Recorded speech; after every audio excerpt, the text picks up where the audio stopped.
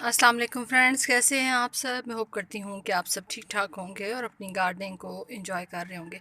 Friends, आज की जो वीडियो है उसके अंदर मैं आपके साथ एक बल्ब से ग्रो होने वाला प्लांट जो है वो शेयर कर रही हूँ और उसको किस तरीके से हम ग्रो कर सकते हैं ये भी आप लोगों के साथ मैं आज की वीडियो में शेयर करूँगी। तो आज जो है वो हम गार्लिक लिली को लगा रहे हैं और ये मुझे गार्लिक लिली के बल्ब आए हैं। तो ये देखिए, इसके बल्ब इस तरह से होते हैं। जिस तरह से छोटे साइज़ का जब आप प्याज लगाते हैं तो सेम उसी साइज़ का ये भी होता है। और ये एक ईटेबल जो है वो प्लांट है। इसके जो लीफ होते हैं वो भी, और जो इसकी ये स्टेम्स वगैरह हैं ये भी आमतौर पे खानों में इस्तेमाल होती हैं। और जैसा कि मैंने आप लोगों के साथ शेयर किया है कि ये ईटेबल प्लांट है, उसके अलावा इसको जो है वो ऑर्नामेंटल प्लांट के तौर पे भी ग्रो किया जाता है। और इसकी जो ग्रोइंग टाइम होता है वो समर होता है, यानी समर में इसकी अच्छे से ग्रोथ होती है। अगर आप इस टाइम पे यानी मार्च अप्रैल में या मई में इसके जो बल्ब हैं वो लगा देते हैं तो फिर आगे थोड़ा सा मौसम जब तो बेहतरी की तरफ जाता है और अगस्त सितंबर में इसके ऊपर जो है बहुत खूबसूरत जो पर्पल कलर के लाइट सा लाइलेक कलर जो होता है उसके अंदर इसके फ्लावर्स भी आते हैं। और उसके अलावा ये है कि इसके अंदर जो है वो थोड़ी बहुत इसकी जो फ्लावर्स हैं उसके अंदर से खुशबू भी आती है। इसकी जो फ्लावर्स हैं उसको जो है वो आप सैलड में यूज़ कर सकते हैं, और जो इसका फोलियज है उसको मुख्तलिफ जो सूप्स होते हैं उसके अंदर इसको यूज़ किया जाता है। और अगर आपके पास ज़मीन है, मेरे पास तो जैसे कि टेरेस है, लेकिन आपके पास अगर ज़मीन है तो आप इसको बॉर्डर में लगाते हैं या ग्राउंड कवर के तौर पे लगाते हैं तो फिर भी वो बहुत खूबसूरत लगता है। और इसके जो प्लांट्स होते हैं वो किस तरह से मल्टीप्लाई होते हैं वो ये है कि ये इस तरह से बेबी प्रोड्यूस करता रहता है और एक से काफ़ी सारे प्लांट्स जो हैं वो इसके अंदर बनते रहते हैं। और इसके अंदर वेरीगेटेड ये तो है, ये तो ग्रीन है प्लेन वाली, लेकिन इसके अंदर वेरीगेटेड वैरायटी भी होती है।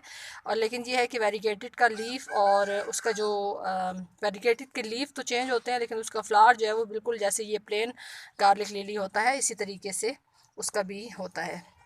और इसको ग्रो करना बहुत आसान है। अगर आपको इसके बल्ब कहीं से मिलें तो आप इसके बल्ब्स को लगा सकते हैं। और इसका जो सॉइल मीडिया है वो मैं आप लोगों के साथ शेयर करूंगी कि किस तरह की सॉइल में लगाते हैं।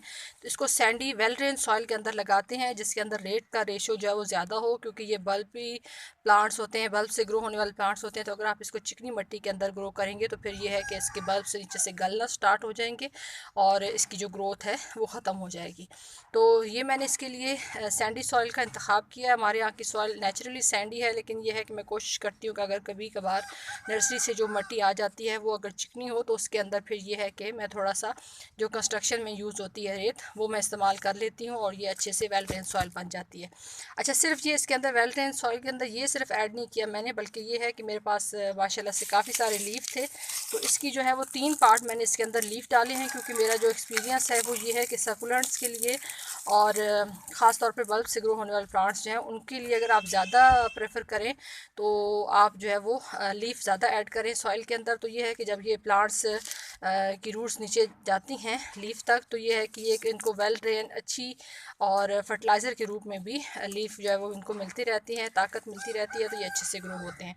अच्छा, इसको किस तरह के पॉट के अंदर लगा सकते हैं? किसी भी किस्म के पॉट के अंदर लगा सकते हैं। मैं ये एक वेस्ट बकेट है, इसके अंदर मैंने होल जो है वो ऑलरेडी किए हुए हैं।